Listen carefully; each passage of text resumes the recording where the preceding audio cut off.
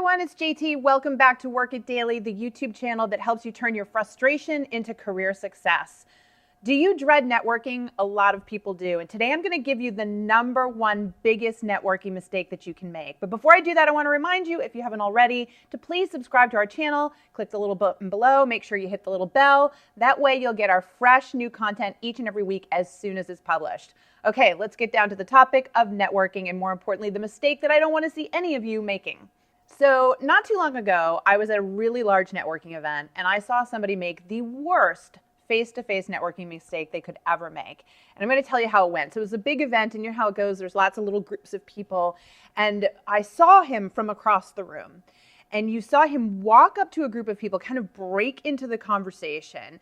Everyone sort of stepped back. I couldn't hear what he was saying, but I could certainly see through the body language what was going on. It was a little awkward interaction. You could see him talking. Suddenly he started handing out his business card to everyone in the circle. They're all sort of standoffish. It was a brief exchange. He stepped away and they all kind of huddled back. And what did he do? He went to the next group and did the same exact thing. And he went to the next group, and it was like a train wreck to watch. Here I am over here watching him go person to person, group to group, and slowly make his way over to our group. In fact, I could overhear him right next to us. I could hear the pitch he was making and knew what was coming. And it just broke my heart to see this. He walks up to our group, and this is what he does. Hello, my name's so-and-so. This is my elevator pitch. I'm currently looking for a job. If you know of any openings, here's my business card. I'd appreciate it. And off he went. And it just, it was crushing to see this. I could tell he was not having any fun whatsoever. In fact, he had this look of despair and humiliation on him. And it just conveyed across the room. And I can tell you right now, out of that nobody there was going to reach out to him with a job opportunity because of the lack of confidence he had, because of the way that he was approaching this. And the worst thing about it was that I'm sure what he did was read some kind of online advice and took it letter for letter, word for word, and tried to apply it in practice. And so my advice to everyone here is that be careful. If you read these techniques and they sound uncomfortable and they don't feel natural or normal to you, then you shouldn't be doing them.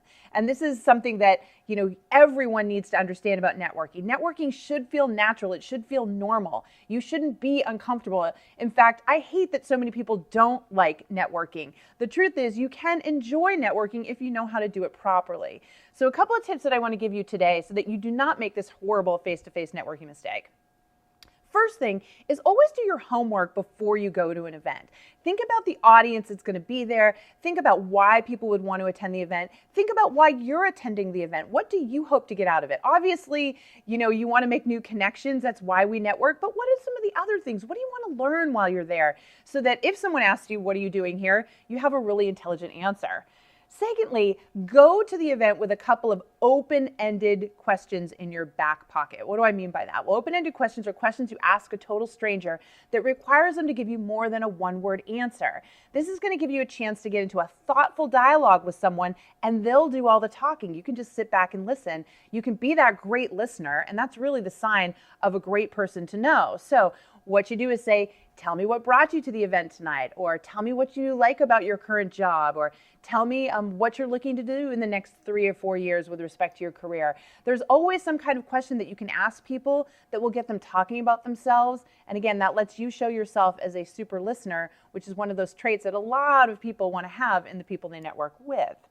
Now, my last advice to you is to remember that this is about building meaningful relationships. So you shouldn't be looking to get something out of somebody the moment you meet them at an event, and you can take the pressure off yourself. My goal here tonight is to just make new friends, meet somebody, find a common bond, a common interest.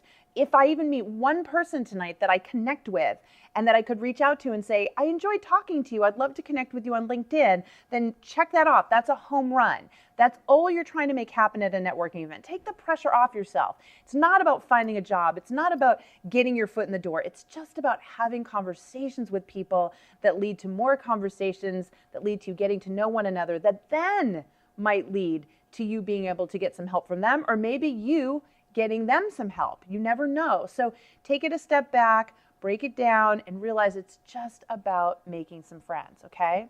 All right, there you have it. 3 tips to avoid making the worst face-to-face networking mistake that I have ever seen.